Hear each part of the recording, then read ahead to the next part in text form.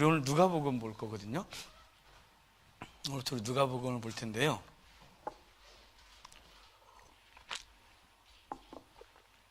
자, 우리 마태 봤고 마가도 봤어요.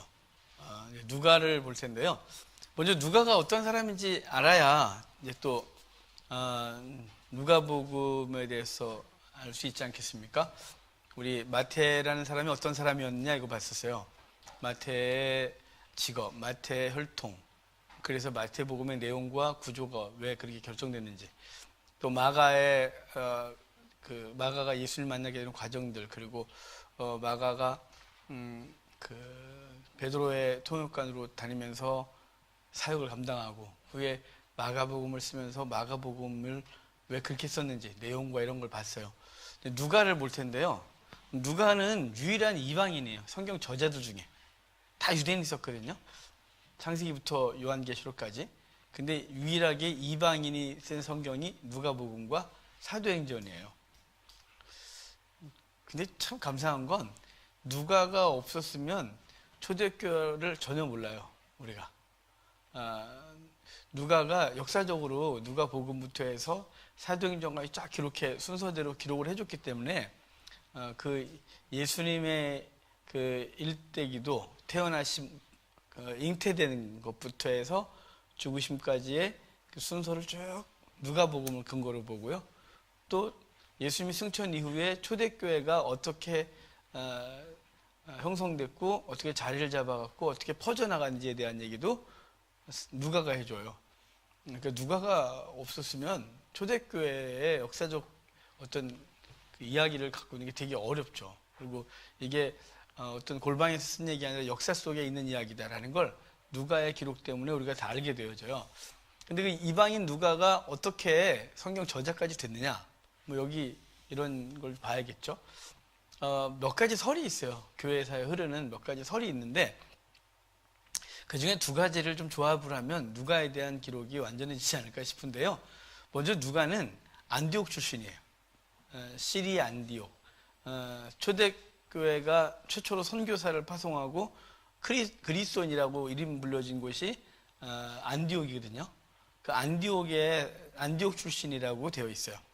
그러니까 누가가 어떻게 예수 믿었냐라고 하는 그 가장 기본은 누가가 안디옥 출신이었는데 안디옥에 기독교도들이 자리를 잡고 이방인이 부흥되는 장소가 안디옥이었거든요. 그래서 디모데가 바울을 데리고 나오고 전도해서 교회를 성장시키고 디모데와 바울이 마가 데리고 선교를 출발했던 장소가 안디옥인데요. 그 안디옥 출신이었는데 자연스럽게 예수님을 접하고 믿었다는 설이 첫 번째예요. 그 다음에 그 사람은 어떻게 또 누가를 쫓아다니냐? 누가가 2차 전도여행 때요. 바나바하고 크게 다투죠. 그래서 원래 2차 전도여행의 목적은 1차 전도여행 갔던 갈라디아 지역을 돌아보고 교회를 든든히 하려는 게 목적이었어요. 근데 바나바가 마가에 대한 얘기라고 같이 가자고 하는 바람에 바울이 내 그런 놈하고 같이 안 가 이러는 바람에 크게 다투었다 그러거든요. 다투고서 바나바는 마가를 데리고 키프로스로 가요. 그리고 바울은 같이 안 가. 그래서 실라를 데리고 육로를 따라서 갈라디아 지역으로 가죠. 그래서 그러다가 더베와 루스드라 지역에서 디모데를 만나서 디모데가 합류하고, 그리고 비시디아 안디옥 그곳에 갔을 때 사도 바울은 에베소로 가려고 계획을 했었는데 하나님이 가지마 그러는 바람에 방향을 틀어 트로이로 가요. 트로이 쪽으로 쭉 가서 거기서 흑해로 해갖고 내려오려고 그랬었는데 이렇게 위로. 그런데 거기서 몸이 너무 안 좋았대요. 너무 몸이 안 좋아서 병원 가셨어요. 병원 갔는데 이제 의사 선생님에게 몸이 안 좋은 얘기를 하지 않았겠어요? 그러니까 그분이 그 얘기를 다 듣고 김 간호사 문 닫아라 그리고 곧바로 따랐다는 소리인데요. 그 병원 이름이 누가 의원이었어요. 그러니까 원장님께서 병원 치료하다가 따랐다는 누가 의원, 이거 다 제 얘기니까 또 누가 의원이 있던다 뭐 그랬다. 하여간 사도 바울이 몸이 안 좋아서 병원 갔는데 거기서 만났대요. 누가가 의사로서 바울을 보니까 이 사람은 그냥 혼자 내뒀다간 사역이 안 되겠는 거죠. 그래서 누가가 곧바로 합류해요. 그 삶을 버리고. 그 누가는 그 의사로서 합류해서 언제까지 가냐면 사도 바울이 죽을 때까지 옆에 있어요. 하나님은 누가를 바울에게 붙여준 정말 굉장히 큰 동역자라 생각해요. 왜냐하면 사도 바울은 병이 많았어요. 별명이 걸어다니는 종합병원, 워킹 호스피털 이렇게 말했어요. 워낙 병이 많아서 그 안질은 기본이고 우리가 잘 아는 대로. 그다음에 간질하고 안질하고 주질병 갖고 싸울 정도로 그 참 주질병이 뭐냐고 할 때 둘 다 심각해요. 간질이냐 안질이냐 이러고 싸우고 하여간 온 병을 다 갖고 있었대요. 사도 바울이 그 건강하지 못한 육체를 가지고 전도를 다니는 그 모습이 누가에게는 안 됐겠죠. 누가도 소명 하나님 앞에 주를 만난 사람으로서 삶을 다 제껴두고 바울을 따라서 사도 바울의 건강을 챙기면서 일을 하는데요. 이 누가는 이 의사이면서 역사가적인 소양이 있어요. 그래서 누가복음과 사도행전은 순서대로 기록을 한다 이렇게 돼 있고 그걸 다 조사해서 이렇게 누가복음을 쓰고 승천 이후에 승천까지 쓰고 승천부터 사도 바울이 로마 감옥에서 2년 있을 때까지의 기록을 사도행전으로 써요. 그러니까 누가는 굉장히 이렇게 그런 역사적으로 있다가 이제 누가복음을 볼 때 그 안에 나름대로 역사적 근거를 제시해서 이게 허황된 얘기거나 또는 골방에서 벌어진 얘기가 아니라 역사 속에서 실제 있었던 사건이라는 것에 대해서 분명히 말해요. 그 역사 속에서 실제 있었던 사건이라고 하는 이것이 중요한 건 그 하나님이 인간의 몸으로 이 땅에 오셔서 역사 가운데 거하셨다 이런 거예요. 그러니까 이 땅에 실제 존재하셨다는 거에 대하여 말씀하고 있는 거죠. 대단한 거죠. 그럼 누가복음의 주제는 인간이신 그리스도예요. 마태복음은 왕이신 그리스도, 마가복음은 종이신 그리스도, 누가는 인간이신 그리스도예요. 그분은 완전한 인간으로 오셔서 정말 인간으로서 이 땅에 거하시고 우리 죄를 뒤집어 쓰시고 죽으셔서 우리의 대속을 감당하시거든요.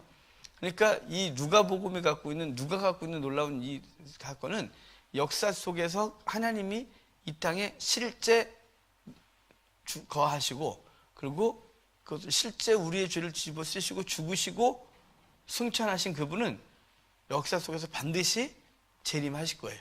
그러니까 하나님이 이 땅에 거하셨다. 하나님이 그 존귀하신 하나님이 이 땅에 인간으로 오셨다는 이 중요한 사건을 누가는 굉장히 신선한 충격이고 감사고 라고 하는 거죠. 그래서 이제 그걸 주제로 쓰게 되는데요.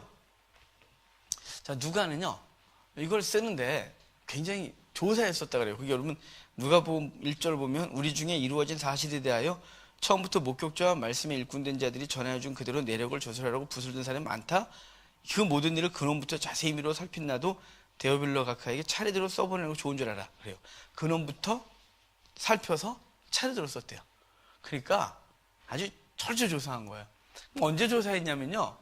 사도 바울을 쫓아다닌 2차 때부터 시작해서 2차 때 거기서 만난 마게도니아로 가서 고린도까지 갔다 돌아오고 3차는 예루살렘에서 출발해서 에베소로 갔다가 고린도까지 갔다가 돌아오고 예루살렘에 들어왔다가 예루살렘에 와서 머리를 깎거든요. 머리를 깎는데 그 나시린 서원을 감당해요. 사도 바울이 2번 머리 깎았어요. 2차 때 겐그레항에서 한번 머리 깎았고요. 3차 끝나고 예루살렘에서 깎았어요. 나시린 서원하고 나시린 서원이 맞춰지면 머리 깎는 거거든요. 근데 한 번은 완성했고 한 번은 실패했어요. 그게 두 번째라네. 2차 때 겐그레항에서 머리를 깎은 건 사도 바울이 나름 나시는 서원을 진행하다가 겐그레항에서 무엇인가 나시는 서원을 어겼어요. 그래서 거기서 머리 깎은 거예요. 원래 머리는 나시는 서원을 끝낼 때 어디서 하냐면 성전에 와서 머리를 깎음으로 끝내는 거예요. 그러니까 성전 아닌 곳에서 깎은 건 다시 하는 거예요. 다시 그때부터. 원래 나시는 서원은 1년 동안 하겠습니다. 그런데 시체를 만졌거나 부정한 걸 먹었거나 머리털을 미는 거야. 부정한 거 만지면 똑같냐. 포도와 관계되고 먹었거나 이러면 처음부터 다시 해요. 그러니까 사도 바울이 겐그레항에서 뭔가 어겼어요. 나시는 서원을. 그래서 성경은 안 나오지만 거기서 머리 다시 깎은 거예요. 그리고 다시 시작하는 거예요. 다시. 그리고 3차 때 여기 사도 바울이 예루살렘에 와서 성전에 가서 머리를 깎아요. 근데 그러고 나서 성전에 나왔는데 사람들이 바울이 이방인을 데리고 성전에 들어갔다라는 헛소리를 하는 바람에 군중이 그걸 확인도 안 하고 막 난리가 난 거죠. 감히 이방인을 데리고 성전에 들어가? 바울을 때리고 난리가 났을 때 안티오니오스의 망대에서 내려다보던 로마군이 와서 일단 백부총부장이 빼내고, 그러고 나서 이제 여러 신문을 하고 가이사랴 감옥에 갇히는데요. 가이사랴 총독부에 갇히는데 총독부에서 2년 있었어요. 그리고 2년 있다가 로마로 황제에게 항소하는 바람에 로마로 압송되거든요. 2년 가이사랴 감옥에 있는 동안 사도 바울은 갇혀 있고 누가는 같이 갇힐 이유가 없잖아요. 바깥에서 옥바라지해야죠. 요즘은 감옥에 가면 나라에서 다 먹여 살려주시잖아요. 그죠? 갑자기 아닌가 싶어서 사식은 넣어본 적이 있는데 밥을 넣어준 적은 없는데 밥값을. 그러니까 국가에서 먹여 살려줘요? 고대 때는 아니에요. 국가에서 나라에서 안 먹였어요. 나라에서 안 먹이고 제가 만약에 감옥에 갇히면 저희 집사람은 바깥에서 제 감옥에 있는 제 필요한 거 다 제공해 줘야 돼요. 그러니까 뭐 이거 이두저도 없는 사람들은 나라에서 먹여 살렸겠죠. 죽 주면서 막 정말 죽지 않을 정도 죽으면서 패면서 막 이러겠죠. 하여간 바깥에서 옥바라지 해줘야 됐어요. 고대 때는 다. 그러니까 사도 바울이 갇혀 있으면 누가 해줄겠어요. 가장 바로 옆에 있는 누가나 그 다음에 뭐 디모데 등등이 이제 사도 바울의 일행들 중에 해주지 않겠어요? 그러니까 바깥에 누가가 있으면서 누가는 너무 좋아요. 왜냐하면 바울하고 헤어진 게 좋은 게 아니라 궁금한 걸 해결할 수 있는 좋은 기회가 있어요. 자, 지금 누가는요 의사거든요. 의사가 예전에 우리 엑스레이 비쌀 때, 요즘은 의료보험이 없고 엑스레이 싸지만 예전엔 의료보험 만들 때 엑스레이 정말 찍지 않으면 막 겁부터 덜컥 났어요.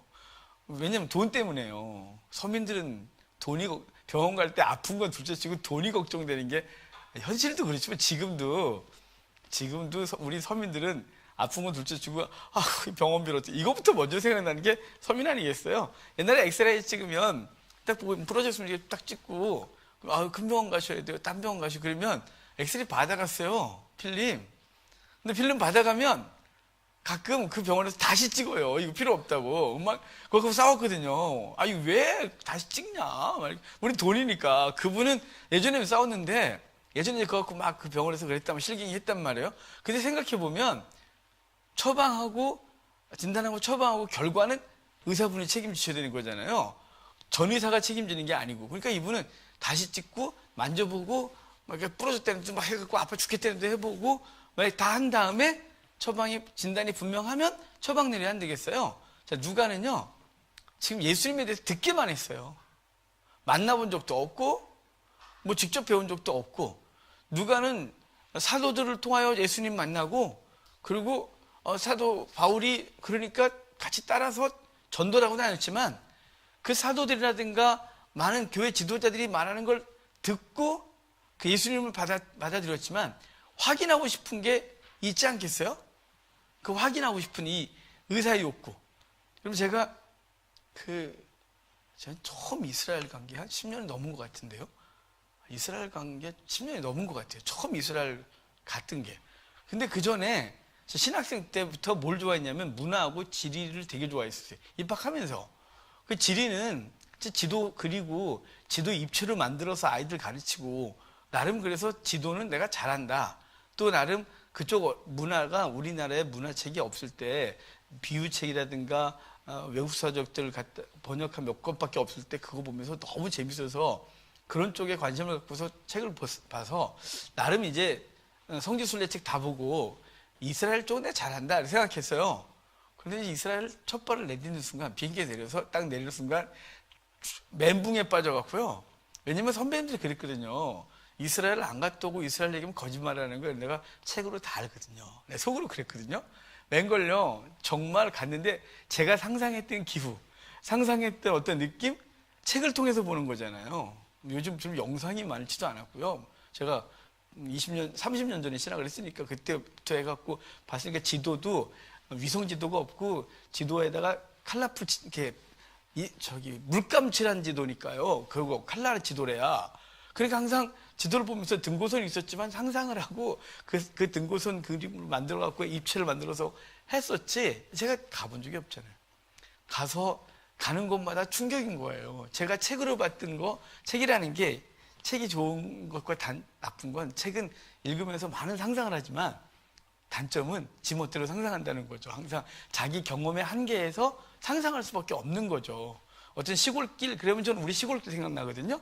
시골길 얘기하면 다 우리 동네 어느 골목을 생각하면서 그 시골을 만들어 놨어요. 제 머릿속에서. 성경도 항상 그렇게 공부했죠. 책을 통해서 공부하면서 지리나 문화나 나름대로 제가 갖고 있는 경험, 제가 갖고 알 수 있는 이걸 갖고 만들어 놨었는데 내린 순간 정말 이걸 어떻게 하면 좋을까? 이거 돌아가서 어떻게 수습을 하나? 이게 계속 가는 곳마다 정말 감당이 안 됐어요. 그래서 그 갔다 오고 나서 내가 어쩐지 자주 다닌다. 내가 기회만 있으면 가고 반드시 자주 가야겠다. 그래서 이제 나름대로 자주 가보려고 해보지만 쉽지는 않고요. 그럼 좀 우리 목사님들 중에서 꽤 많이 다녀왔어요. 나름 사람들 모집해서 가고 말해서 갔으니까. 근데 가서 공부를 하고 왔잖아요. 근데 지금도 굉장히 궁금해요. 제가 못 간 곳은 언제가 제가 반드시 배낭을 메고 한 2달 정도 일정을 가지고 다 뒤지겠다 이 생각을 하는데 기회가 주어지길 간절히 바라면서 그래서 몇몇 지금 사역자들 목사님 같이 가요. 우리가 한 너댓 명 모아서 차 한 대로 다니면서 뒤집시다 다 이러고 다니는데요. 근데 하여간 못 가본 곳은 여전히 감당이 안 돼요. 거기가 머릿속으로 여전히 상상을 하고 있고 책으로 본 내용 갖고 상상을 하고 있는 거죠. 자, 누가 얼마나 답답했겠어요. 예수님 얘기하고 다녔는데 자기가 직접 배운 게 하나도 없고 직접 확인한 게 없어요. 사도들 통해 들었어요. 근데 2년의 기회가 주어져요. 그래서 누가는 이때다. 그래서 그때 취재 수첩 하나 들고 볼펜 들고 이제 2년 동안 이스라엘을 다 뒤져요. 그래서 그 동네마다 예수님이 사셨고 태어나셨고 다니셨고 가르쳤던 모든 장소들을 다 다니면서 조사했어요. 그래서 거기 그러잖아요. 근원부터 자세히 미루어 살폈다고. 그래서 그거를 정리해서 차례대로 썼다고. 왜냐면 누가는 마태는 자기 나름대로 조직을 했어요. 1, 2, 3, 4장 서론, 5, 6, 7장 메시지, 8, 9장 병고침, 11장, 10장부터 제자 양육, 13장에 천국 싹 모아놓고 말이 다 모아놨잖아요. 또 마가는 자기 나름대로 거기 복음이라는 관점으로 막 이렇게 갔어요. 요한은 예수님은 하나님이다 뭐 이런 소리 나중에 쓰지만 추구해. 그러니까 누가는 사도들 얘기마다 순서도 막 헷갈리고 답답해 죽을 뻔했겠죠. 그래서 그 가이사랴의 사도 바울이 2년 동안 갇혀있는 동안 누가는 전국을 다니면서 조사에 쓴 게 누가복음이에요. 그래서 우리 교재에 보면 누가복음에만 있는 내용이라고 아래쪽에 꽉 차 있거든요. 이걸 누가 자료라 그래요. 이 누가 자료, 누가가 조사했기 때문에 있는 거예요. 들은 얘기가 아니고. 그러니까 누가가 수첩 들고 돌아다니지 않았으면 이거 하나도 없어요. 우린 모르고 넘어갈 얘기들이에요.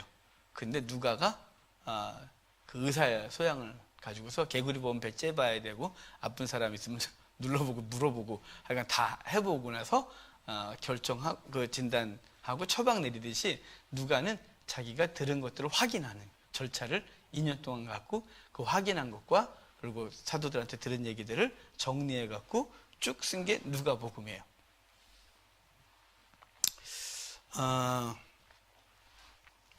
누가는 후에 이렇게 순교한 사람이 아니고 누가는 그리스에서 자연사했다고 전해져요. 그러니까 80년 정도에 주 80년 정도에 그 그리스에서 자연사했다 그러는데요. 그러니까 초대교회 자연사한 사람들은 단순히 좋지만은 않아요. 왜냐하면 생각해 보세요. 일제 순사들이 맨날 때리고 고문하는데 안 죽고 버티는 게 행복하겠어요?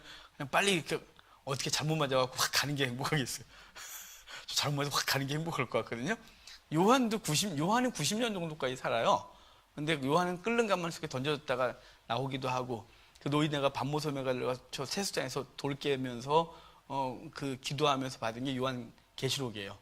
그러니까 초대교 후반까지 남아있는 사역자들은 정말 굉장한 고통을 겪어요. 박해 속에서 믿음을 지켜야 됐고, 그리고 동료들이 죽는 걸 봐야 했고요. 박해받는 그 속에서 눈물을 흘리면서 기도했던 사람들이에요. 그러니까 누가가 그리스에서 주 80년경에 80년경에 자연사했다, 이 말은 그때가 한참 도미티아누스의 박해가 막 진행되고 이럴 때 고려 초반에 죽는 거예요. 베스파시아누스, 티투스, 도미티아누스 연결된 이 집안이 박해가 굉장히 강력했거든요. 그러니까 그리고 요한은 도미티아누스의 박해가 절정에 이를 때, 그때 요한은 기록을 하고, 요한도 자연사예요. 12사도 중에 유일한 자연사가 요한이에요. 여기 사도 아니에요. 4개의 복음서 중에 마태, 요한만 사도고, 누가하고 마가는 그 제자 중에 하나죠. 직접 배운 사람 아니고요. 근데 후에 초대교회는 이런 사람들도 사도라고 명했어요.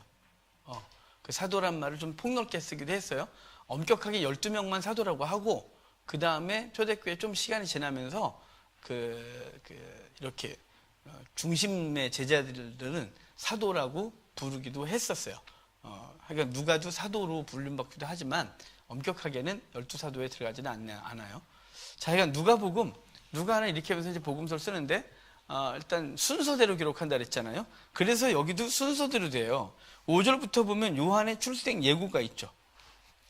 이 요한의 출생 예고는 그 아버지 사가랴가 제사장으로서 성전에서 분향을 할 때 하나님께서 사가랴에게 아들이 있겠다고 하니까, 사가랴가 늙은 상태에서 그러니까 민망하게 왜 이러시냐고, 그러니까 너 안 믿는구나. 그래서 벙어리 만들잖아요. 그리고 분향하고 나왔는데 말을 못해요. 그리고 집에 갔고 후에 엘리사벳이 임신을 해요. 임신하고 있다가 그 다음 벌어진 게 예수님의 탄생 예언이에요. 근데 세례 요한의 그 탄생 예언에서 14절 봐요. 14절, 15절, 16절.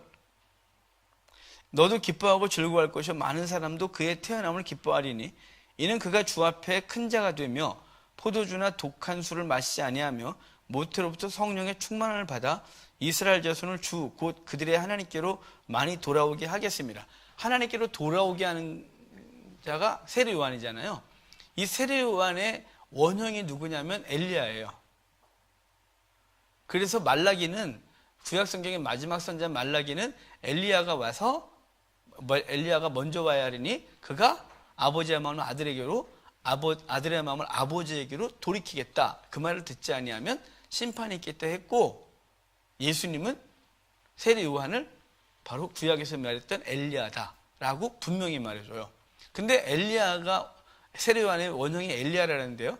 자, 엘리야랑 와서 아버지의 마음을 아들에게, 아들의 마음을 아버지에게 돌리겠다 했는데, 이 사건은 언제 있었냐면, 엘리야가 갈멜산에서 그 바알 선자들과 참신이 누구냐를 가릴 때, 그가 이제 바알 선자들 먼저 막 난리를 치고 그만해. 그래놓고 자기가 하잖아요. 다 제단을 다시 헐고 12돌을 쌓고, 그 다음에 나무와 제물을 올리고 12대야를 물을 부은 다음에 엘리야의 기도가 뭐냐면 백성들로 주께 돌아오게 해달라고, 이 일을 통하여 백성들이 주께 돌아오게 해달라고 하는 기도를 하고 있어요. 그러니까 돌아오게 하는 게 엘리야의 사역의 목적은, 그 기도의 목적은 바알 선지자를 죽이려는 게 목적이 아니라 그 참신이 누구인지를 알게 하셔서 이 백성들로 주를 알고 주께 돌아오게 해달라는 거예요.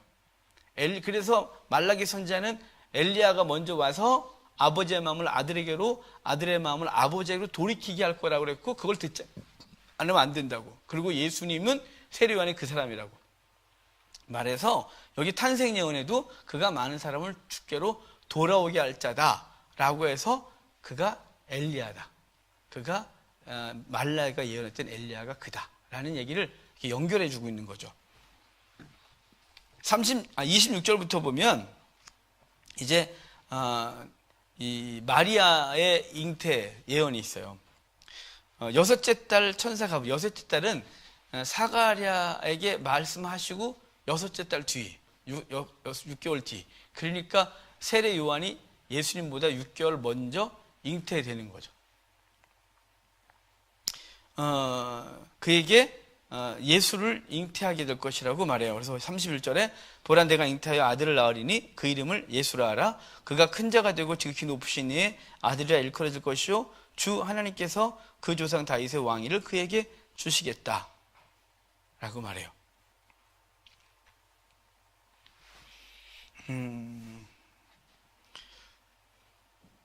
39절 보면 마리아가 엘리사벳을 만나러 가죠. 예루살렘 근처에 살고 있었던 이 엘리사벳에게 가서 이제 딱 만났을 때 복중에 세례 요한이 뛰어놀아요. 대단한 영성을 갖고 있어요. 6개월짜리가 뱃속에 6개월짜리가 예수님 보면서 막 뛰는 거죠. 대단한 영성이에요. 황 집사님의 뱃속에 있는 아기가 찬양 때마다 벌떡벌떡 뛰기를 제가 설교를 하면 뱃속에서 아멘 아멘 하는 그래서 황 집사님 귓속에 아멘 소리가 들리는 복이 길을 그러니까 얼마나 놀라겠어요. 엘리사벳 뱃속에 세례요한이 지금 6살짜리가 난리가 나는 거예요. 이거 예수님이 한 말 아니겠죠. 예수님이 사역을 하시면서 내가 어떤 사람인지 아냐? 내가 뱃속에 착상됐을 때 저 세례요한이 뱃속에서 저 친구가 6개월밖에 안 빠르다 나보다 근데 벌떡벌떡 뛰었어 제가 막 이러면서 말한 적 없단 말이에요. 이거 마리아 누가가 조사한 거예요. 그리고 누가 자료만 이런 게 다 있어요. 이 세례요한의 탄생 그 연세에 어떻게 애를 낳았어요? 이렇게 묻지 않았을까요? 나를 이제 가서 만났더니 아니 세례요한의 부모님들이 너무 연로하신 거죠. 생각해 보니까 그새쯤 되면 인간적으로 잉태가 불가능한데 생각해서 물었지 않았을까요? 제가 혼자 상상해 봤어요. 애가 분명히 들어설 수 있어요? 그 나이에? 갱년기도 지나시고 이미 끝난 것 같은데 어떻게 이렇게 묻지 않았겠어요? 그래서 다 얘기한 거예요. 마리아는요? 뱃속에 특별한 거 없었나요? 했어요. 거기다 또 뒤에 나중에 보면 이 요한이 조용히 끊고자 했던 얘기도 하고 그런데 하나님께서 요셉에게도 두려워하지 말고 데려오라 그래서 했다는 얘기 다 여기. 그리고 57절부터 세례요한의 출생이 있죠. 세례요한의 출생 때 이제 출생을 하고 8일 될 때 59절에 보면 8일 때 할례하려고 성전에 가요. 8일 때 할례하려고 갔는데 그때 사람들이 이제 요한 아직 사가랴가 말을 못하니까 엘리사벳에게 얘 이름 뭐라고 할 거야? 그랬더니 요한이요 그렇게 말하거든요. 그랬더니 무슨 소리야? 우리 집안에 그런 이름이 없어 라고 말해요. 왜냐하면 이스라엘은 집안명을 돌린다 그랬잖아요. 계속. 그러니까 10명이 조상이 있었으면 예를 들어 그중 한 5사람은 엉망으로 살았어요. 이 집안에서 이름 안 써요. 다시는 그 사람 이름. 창피하니까. 그러니까 존경받고 훌륭한 사람은 계속 썼겠죠. 이름이 느는 방법은 사위가 들어오거나 뭐 이런 식으로 해서 이름이 하나씩 다시 늘고 또는 이렇게 부끄럽게 살면 이름이 줄고 이렇게 되는 거예요. 하여간 근데 그럼에도 불구하고 이 집안에 요한이라는 이름은 한 명도 써본 적이 없는 거예요. 없다. 그러니까 사람들이 사가랴에게 서판을 줘서 네 아들 뭐냐? 그랬더니 요한 이랬으니까 다 놀랬더라 라고 하는 거죠. 그리고 67절부터 80절까지가 이제 사가랴가 세례 요한에 대한 예언을 좀 해주고 2장에 오면 예수님의 탄생 예언이 있는데요. 거기 호적하러 호적령이 내렸대요. 호적령이 내렸는데 이 호적령은 거기 그때 가이사 아구스토가 영을 내려. 가이사 아구스토. 우리 안 믿는 사람들은 이게 대충 누군지 모를걸요? 우리는 알아요. 카이사르 옥타비아누스. 가이사르 옥타비아누스. 또 하나 더 붙어야 되는데. 아우구스투스? 네. 이렇게. 가이사 아우구스투스 옥타비아누스. 이렇게. 그러니까, 가이사는 로마 황제의 이름을 앞에 항상 카이사, 시저의 이름을 붙여요. 옥타비아누스 양아버지였잖아요. 그리고 아우구스투스는 존귀한 자. 그리고 본명, 자기 이름, 옥타비아누스. 이렇게 이름 되게 길죠. 하여간 그 사람이 첫 번째 호적을 내렸대요. 여기 호적령을 내려 천하로 다 호족하게 하였으니 이 호족은 구레노가 수리아 총독이 됐을 때 처음 한 것이다. 이렇게 말해요. 이 구레누스가 시리아의 총독을 2번 했거든요. 한 번은 주전 4년에 했었고 한 번은 주후 6년에 다시 해요. 그러니까 첫 번째 총독 되었을 때 호정령 내렸다. 이 말 때문에 예수님의 탄생 연세가 주전 4년이에요. 0년이 아니고.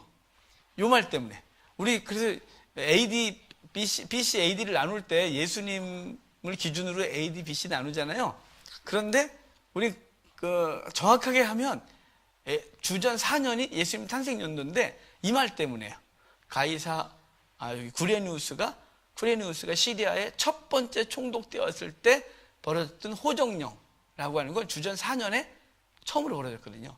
그가 와서 시리아 지역의 인구를 조사하고 세금을 걷어서 황제에게 바쳐야 하니까 이걸 조사할 때가 주전 4년이었어요. 그래서 역사 기록이 있어서 그때 그 사건 때문에 벌어진 거야 라고 하는 거죠. 호정령을 내린 이유는 인두세를 매기려고 하는 거거든요. 인두세를 먹이려니까 여기저기 흩어져 있으니까 감당이 안 되니까 태어난 곳으로 가. 너희 본 고향으로 가. 본적지로 다 와야 되는 거예요. 태어난 곳이 아니고 본적지로. 본적지가 유대 땅이 이렇게 많아요. 그럼 원래 베들레헴은 코딱지만 하거든요. 베들레헴은 지금은 무지 큰데 고대 때는 베들레헴이 촌동네였어요. 근데 왜 이렇게 많은 사람들이 들어오냐면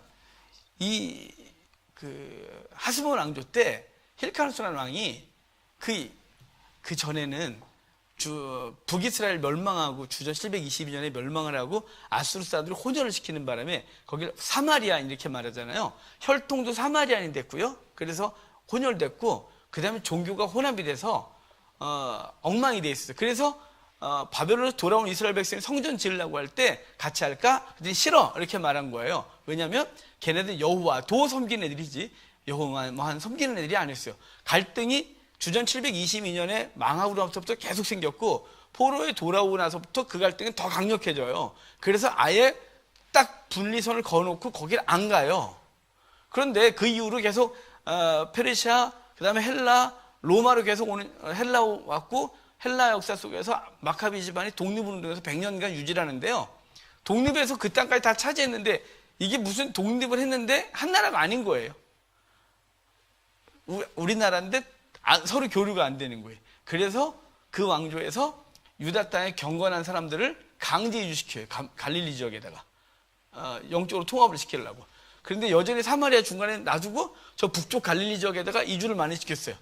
갈릴리 지역이 바로 나사렛도 갈릴리 지역이에요. 거기 이스라엘 평야 쪽으로 많이 이주시켰어요. 그래서 혈통이 여기 혈통하고 여기 같아요. 혈통도 종교도. 그런데 중간에 사마리아는 완전 달라요. 그러니까 호적하라 그러니까 거기 있던 사람들이 많이 내려온 건 이주됐던 후손들이 다 내려오는 거예요. 그러니까 베들레헴 유대 땅에 어마어마한 사람들이 몰려올 수밖에 없는 거예요. 원래 그들은 조상의 땅을 버리지 않거든요. 계속 거기서 사는 것이 전통이었는데 그 하스몬 왕조 때 이주됐던 사람들이. 그러니까 그들이 호정령을 때문에 내려왔는데 원래요. 그 친척들한테 나 간다. 그러고 오는 거예요. 그러면 집을 좀 준비해 주는데 여기 여관에 방이 없다 그러잖아요. 여관에 방이 없는 게 여관이 없어요. 여기 어디 사관에 방이 없다 뭐 표시도 안 해놓고 여기는 없네. 7절에 있어요? 여관이 있네요. 없다고. 이것 좀 지웠으면 좋겠다. 안 지워도 돼요. 하여간 여기 여관에 방이 없는데 여러분 베들레헴 여관이 없어요. 아예 없어요. 왜냐면 고대 땐 시골에선 여관이 없었어요. 왜냐면 손님 동네에 낯선 사람은 가장 먼저 영접해서 대접을 했기 때문에 장사가 안 돼요. 원래 그러면 여관이 원래 없냐? 있어요. 대도시는 무역도시들은 있었어요. 상인들에게 돈을 벌어야 되니까. 하지만 이런 시골은 없어요. 근데 이제 번역을 여관 이렇게 번역했죠. 근데 가게 되면 미리 사람 간다고 해놓는데 워낙 많이 와갖고 이건 지금 그리고 이 마리아가 임신 상태로 왔으니까 빨리 못 움직이는 바람에 요단강 건너서 갔다가 지금 요르단 쪽으로 가서 여리고로 다시 건너와서 여리고가 해저 300인데 해발 800m까지 예루살렘까지 올라와야 되는 거예요. 얼마나 고통스럽겠어요. 산모 입장에서. 그 여리고 광야는 무지 뜨겁거든요. 정말 풀한 폭이 없어요. 거기서 예루살렘까지 올라오는 그 길이 정말 거칠고 덥고, 그런데 그 길을 걸어 올라와서 예루살렘 800이고 베들레헴이 900인데요. 거기까지 산길을 따라 와서 얼마나 급하게 왔고 힘들게 왔겠어요. 그래서 난산을 하게 되고 결국은 구유에서 아기를 눕히게 되는데요. 이 구유에 아기 눕혔을 때 강보로 싸놨는데 하나님이 첫 번째 소식을 전한 대상이 목자였다 이거죠. 제가 예수님의 어린 시절과 족보나 이건 딱 두 군데만 기록한다 그랬죠. 마태하고 누가만. 마가하고 요한은 기록 안 해요. 요한은 하나님이라서 하나님이 태어나거나 족보가 있으면 안 되니까 아예 하나님으로 시작하고요. 마가는 종이신 그리스도예요. 종이 족보가 필요하고서 어린 시절 필요가 있어요. 일만 잘하면 돼요. 그래서 마가는 1부터 시작해요. 하지만 마태는 왕이신 예수님이라서 왕족의 왕의 탄생, 왕의 어떤 족보나 어린 시절이나 이런 거 잠깐 기록하고 태어나셨을 때 여기에 합당한 왕에게 합당한 예물을 갖고 있는 동방박사가 와서 황금과 유황과 모략을 드리는 장면이 있어요. 마태는 그걸 기억해 쓰는 거죠. 하지만 누가는 낮고 천한 사람들을 위하신 예수님인데 그분을 경배하기 위해서 왕에 합당한 예물을 갖고 온 사람에겐 누가는 관심이 없고, 누가가 이걸 조사하다가 감동받은 게 뭐냐면 동방이라네. 들판에서 양치던 목자들에게 가장 첫 소식이 증거됐다는 것이 누가에게 가장 위로가 되고 은혜가 됐겠죠. 이 히포크라테스의 선서라나요? 그 선서를 하면서 그 가난하고 소외되고 어려운 사람들을 돌보겠다고 하는 이런 마음이 있으니까 그의 눈에는 가난하고 힘들고 아픈 사람들 더 많이 보이지 않겠어요? 근데 하나님이 이 땅에 오셨는데 그분이 첫 번째 소식을 전한 대상이 왕이라든가 상인이라든가 고관 대작이 아니라 가장 소외받았던 계층이었던 들판에서 양을 치는 목자들이었다 이 말이에요. 우리가 아모스 할 때 이 목자의 사회적 신분 말씀드렸어요. 목자의 사회적 신분은 거짓말쟁이, 최하층민. 그 말을 들어주지도 않아요. 아무도 안 믿어요. 그런 사람들에게 주님은 가셔서 예수님의 나심을 알려요. 이 목자에 대해서 신학자들은 이 사람들이 누구냐라고 하는데요. 이 누군지에 대한 얘기를 하는 분들이 있어요. 누구냐면 우리 예후 때 예후가 그 남북 이스라엘 왕과 왕자들을 다 숙청하고서 남유다 왕자 42명을 죽이고 올라올 때 길에서 여호나답을 만나요. 여호나답을 만나서 너하고 나하고 한 마음이냐? 같이 할까? 그래갖고 바알 선자들을 한 장소에서 다 죽인 사람 여호나답이거든요.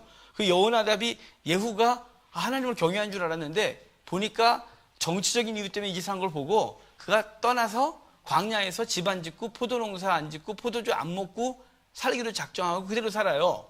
그 사람들 여호나답의 조상이 레갑이라는 사람이 있었는데 그래서 그들을 레갑 족속이다 이렇게 말하거든요.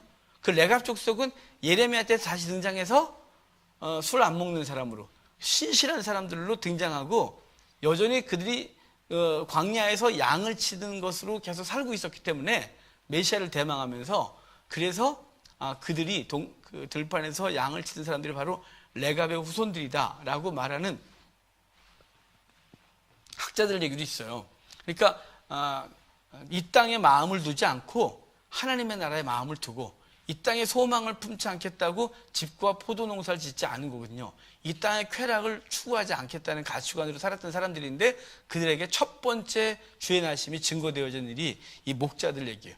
근데 강보에 쌓인 것을 보거든 그가 메시아인 줄 알라 그러는데요. 강보에 쌓인 거 어떤 하냐면 뻘개벗고 태어나자마자 뻘개 벗겨놓고 놓진 않잖아요. 강보에다 싸죠. 우리나라도 애기들만 꽁꽁 싸잖아요. 이렇게 못 움직이게.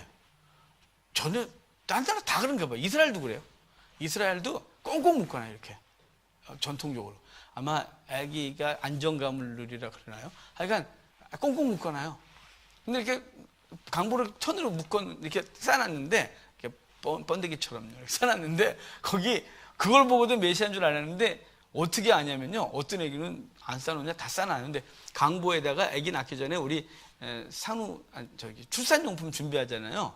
그 출산용품 준비할 때 보자기에다가 태어날 아이의 이름을 써놨어요. 써서 이렇게 수나서 얘 이름은 뭐다 이렇게 항상 알려주는 거죠. 그래서 그걸 보거든. 근데 딱 가서 봤더니 이름이 예수와 여호와는 구원자시다 라는 이름이 있는 거죠. 그래서 이제 그걸 보고 메시아인 줄 알라 뭐 이렇게 하는 거예요. 그리고 이제 예수님이 난지 21절도 보면 8일 만에 예수님도 할례할 8일이 되매 그 이름을 예수라 하니 곧 잉태하기 전에 천사가 일컬은 바로라. 그리고 22절에 보면 정결 예식의 날이 참에 데리고 예루살렘에 올라가서 비둘기 들었대요. 이건 33일이 지났을 때죠. 자, 남자아이를 낳으면 33일 27일 7일 33일 그래서 40일 지났네요. 그죠? 7일이 지나야 정결하게 되고 33일이 지나야 산혈이 깨끗해지고 여자애를 낳으면 27일 부정하고 66일이 지나야 깨끗해지니까 40일 지나고 나서 성전 가서 정결 예식을 할 때 그때 25절에 시므온이라는 사람이 예수님을 보면서 그리스도를 찬송해요. 그러니까 이 시므온은 학자들은 이 사람이 가말리엘의 아버지다 이렇게 말하기도 하고 또 힐렐이라는 사람의 아들이다라는 추정하는데 모르겠어요. 하여간 그런 설이 있어요.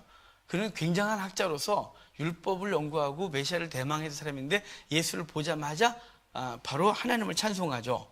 26절을 보면 그가 주의 그리스도를 보기 전에 죽지 아니하리라 하는 성령의 신을 받았더니 그가 봤대요. 그래서 30절에 보면 시므온이 찬송하기를 내 눈이 주의 구원을 보았사오니 이는 만민 앞에서 예비한 꾼이다. 주의 구원을 봤다라는 건 바로 예수와 예수는 여호와는 구원자시다 라는 그 열방의 구원자를 시므온이 찬송하는 얘기예요. 그리고 36절을 보면 안나라고 하죠. 그 얘기 더 중요한 거 봤어야 되는데. 자, 30절에 아까 구원을 받았다. 이는 만민 앞에 예비하신 것이요. 32절에 이방을 비추는 빛이다. 쭉 그랬죠. 영광이다. 그러고 34절 봐요.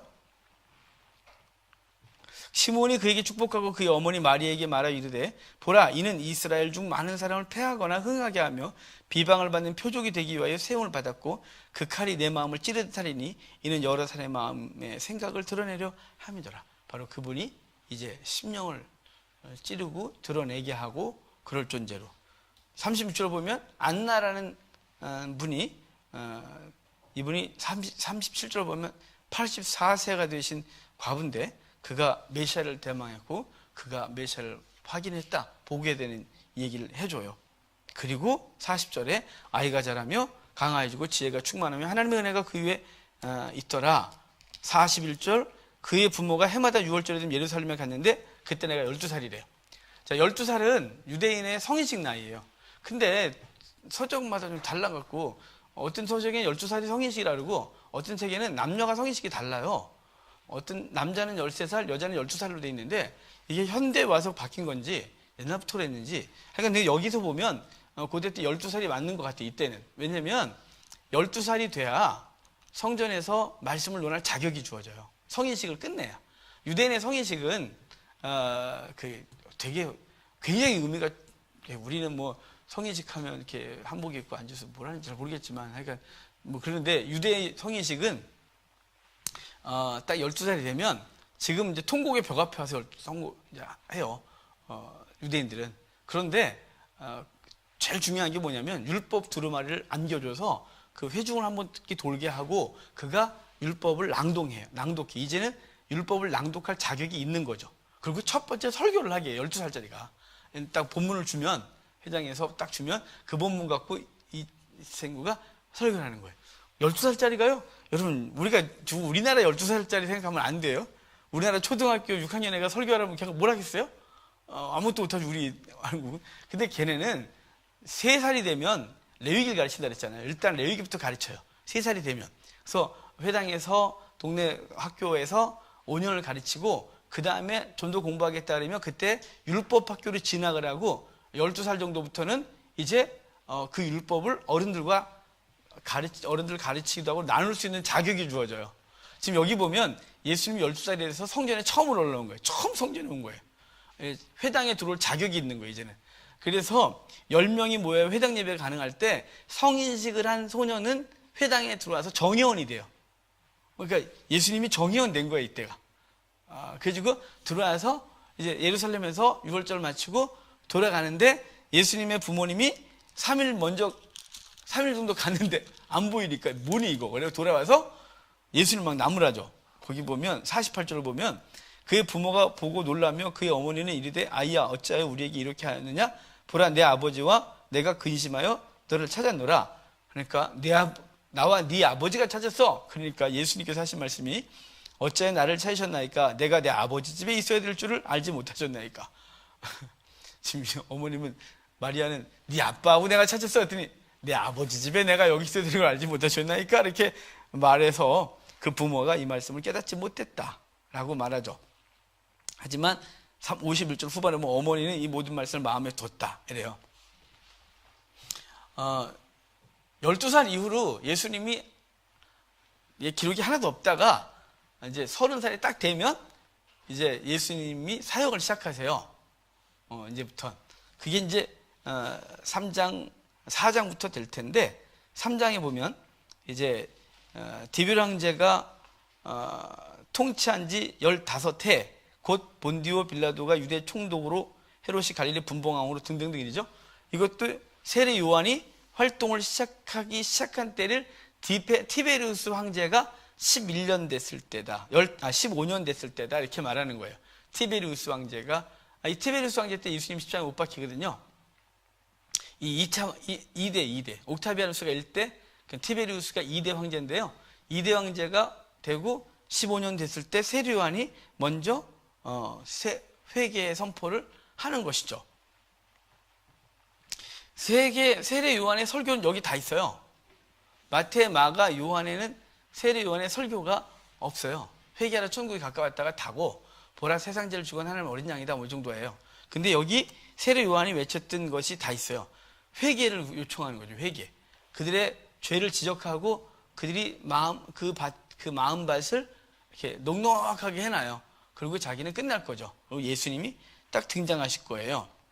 그리고 21절에 예수님께서 세례를 받으시고 하늘에서 비둘기 같은 형체로 그 위에 성령이 강림하면서 이는 내 사랑하는 아들이라 내가 너를 기뻐하노라 그래요. 이는 22절 봤어요? 여러분 나는 소리가 나기를 너는 내 사랑하는 아들이라 내가 너를 기뻐한다. 여러분 이 말이 어디 다시 등장하냐면 예수님이 최후에 다시 등장해요. 최후의 사역을 감당하시는 변화산에서 예수님이 기도하시잖아요. 그때 모세와 엘리야가 서 있고 하늘에서 들리는 소리가 들리기는 이는 내 사랑하는 아들이니 그의 말을 들으라 이렇게 말하거든요. 그의 말을 들으라 그래요. 여러분 이 말은 어디서부터 예고된 거냐면 왜 모세와 엘리야 우리 잘 알지만 그 얘기는 모세에게 하나님께서 신명기 18장에 보면 모세가 이렇게 말해요. 나와 같은 선지자 한 명을 후에 하나님께 세우실 텐데 그의 말을 들으라 이렇게 말해요. 모세가 나와 같은 선지자 한 명을 세울 거래요. 후에. 그리고 그의 말을 들으래요. 바로 예수님이 모세 같은 선지자이고 모세가 예고했던 메시아고 그의 말을 들어야 되는 거예요. 그러니까 지금 그의 말을 들으라 이 말은 신명기에서 나와 같은 선지자 한 명, 모세와 같은 선지자가 일어날 것이고 그의 말을 들으라고 한 것이고 여기서 내 기뻐하는 사랑하는 자다, 내 기뻐한다 이 말도 맨 마지막에 변화산에서 이는 내 사랑하는 아들이다 라고 말씀하셨다 이 말이에요. 그리고 족보가 이렇게 있어요. 오늘 족보까지만 좀 볼게요. 이 족보 보면 여기 이상해요. 이 족보는 거꾸로 올라가요. 누가 보면 족보는. 족보가 올라가는데요. 마태복음하고 누가복음의 족보를 비교해 보면 마태복음 족보는 아브라함과 다윗의 자손 예수 그리스도 세 개를 쭉 해서 요셉 그리고 예수님이에요. 여기는 요셉 그래놓고 예수님 그리고 해놓고 요셉 그래놓고 쭉 틀려요. 요셉까지만 같아요. 중간에 틀리다가 어디서 만나냐면 다윗에서 만나요. 둘이 다 족보가. 그래서 신학자들은 대체 뭐냐 이 족보가 왜 틀리냐? 두 명인 거예요. 두 개. 마태의 족보는 말 그대로 요셉 남자의 족보고요. 누가 족보는 누가 입장에선 여러분 우리가 지금 누가 입장에서 생각해 보면 누가가 생각하기엔 요셉은 예수님하고 피가 하나도 안 섞였어요. 전혀 남남이에요. 의붓 아버지신 거죠. 정말 아무도 아니에요. 근데 누가는 그러면 그 몸을 빌어서 왔는데 마리아의 몸. 그 마리아는 대체 누구냐가 궁금했겠죠. 그래서 누가는 그 의사로서 그 피 안 섞인 요셉은 관심이 없고 마리아의 몸을 통해 왔으니까 마리아는 누구냐라고 해서 마리아의 족보를 확인했다고 여겨져요. 근데 마리아, 예수님 위에는 마리아. 그럼 또 말이 되니? 마리아? 막 이러면서. 이게 이제 족보가 여자가 들어간다는 말이 안 되니까 동서양을 막느라고 당시에도. 그러니까 마리아를 빼고 거기다가 요셉을 넣어놓고 마리아 대신해서 요셉을 넣어놓고 마리아의 족보를 쭉 올라가서 아, 마리아도 다윗의 계보네 라고 하는 거죠. 그리고 다윗의 계보에서 마태복음은 다윗에서 솔로몬으로 연결되고 여기는 다윗에서 나단으로 연결돼요. 이 나단은 밧세바의 살아있는 아들 중에 셋째 아들, 솔로몬은 넷째 아들이에요. 다 밧세바와 사이에서 자녀가 나요. 왜 그럴까요? 성경은 항상 왜 그럴까를 물으면 답을 주세요, 성경이. 왜? 그 많은 아들들이 있는데, 다윗의 많은 아들들이 있는데 그 아들 중에 하나 연결하면 되지, 왜 하필이면 다 밧세바의 자녀에서 마리아는 셋째 아들 나단에게서, 요셉은 넷째 솔로몬을 통해서 나오는 거예요. 그건 다윗이 밧세바에게 내 후손에게 왕위를 주겠다고, 우리 사이에 사는 아이에게 왕위를 주겠다고 해서 솔로몬만 생각하잖아요. 하지만 그 왕은 1차적으로 생각하면 솔로몬이 이스라엘의 왕이지만 사실은 솔로몬에서 끝나는 게 아니에요. 그 왕의 계보는. 거기서 말하고 싶은 왕은 그리스도인 거예요. 그리스도가 왕으로 나올 걸 아예 예고를 한 거라고 생각하면 솔로몬만 돼서는 안 되고 나단을 통해서도 연결되는 그 후손에서 태어나야 이 다윗이 예고했던 내 아들이 왕이 될 거라고 했던 이 계보, 것이 솔로몬에서 멈추지 않고 그리스도까지 갈 수 있는 이유가 근거가 될 수 있는 건 이 족보가 둘 다 마리아도 요셉도 다윗의 계보에서 와야 되는 거예요. 그래서 다윗과 밧세바 사이에서 말이 이렇게 헷갈리네요. 그래서 둘 다 밧세바의 자녀를 통하여 요셉도 마리아도 내려오는 거죠. 그런데 여기 족보에서 또 끝이 누구로 가냐면 위는 아담이요 그 위는 하나님이다 이렇게 말하거든요. 그럼 어느 족보가, 인간의 족보가 하나님까지 가요? 혹시 여러분의 집에 족보가 있는데 족보 위에 하나님이라고 써진 족보가 있으세요? 아니, 그런 족보가 어디 있어요? 이단이 아니고서야. 여기 뭐 저런 분들은 그에다 하나님 써놓을걸요? 재림 예수신들은? 그러니까 없어요. 근데 왜 누가는 그랬을까? 이것도 또 고민인 거죠. 항상 궁금한 걸 던져버리면 또 성경을 또 답을 준다고 생각해요. 제가 누가를 묵상하면서 누가는 왜 이렇게 썼을까? 유대인들은 절대로 그 하나님까지 쓴 적이 없어요. 어떤 족보도 하나님부터 시작한 족보는 없어요. 기껏해야 아담인 것이지. 근데 왜 하나님까지 가냐면, 자, 누가 입장에서는요, 마리아가 처녀로서 아이를 가졌다는 게 의학적으로 불가능해요. 의학적으로. 여러분, 아는 게 병이라고요. 우리같이 아무 생각 없는 사람은 아멘하고 잘 믿거든요. 창조과학에서 나오는 이야기들 우리는 잘 믿어요. 뭐 과학을 모르니까 창조과학자분들이 막 얘기를 이렇게 했는데 그 창조과학 얘기를 갖다가 과학을 전공한 사람들 얘기하면 우리 이병재 집사님이 제가 창조과학 얘기를 하니까 그분은 화학 전공했잖아요, 고대에서. 그러니까 그분이 그래요. 목사님, 창조과학에서 얘기한 거하고 이쪽에서 얘기하면 충돌이 일어날 수 있어요. 그래서 그다음부터 제가 과학 얘기 안 해요. 예전에는 청소년대가 막 얘기를 했어요. 아는 척을 하고. 왜냐면 창조과학에서 나온 거 시리즈를 다 보고 비디오 다 연구해서 책 연구하고 그래서 학생들 가르치는 거예요. 뭐 이렇게 하면 되는 거니까. 근데 깊이 들어가면 전 뒷감당이 안 되는 거죠. 근데 그래서 집사님이 그 얘기하고 나선 대개다음 전 얘기 안 해요. 어디 가서 창조과학 얘기 안 해요. 과학 전공한 사람이 있을까봐.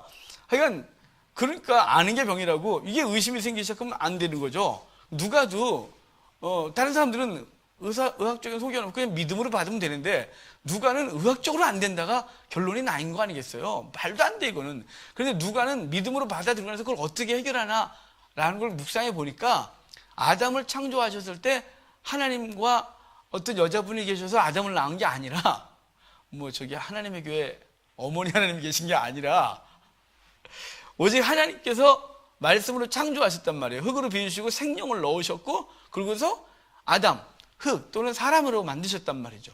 그러니까 하나님은 아무것도 없는 상태에서 최초의 인간 아담을 만드셨다면 그런 뱃속에 하나님의 생명을 예수 그리스도를 잉태케 하는 건 문제될 게 없는 거죠.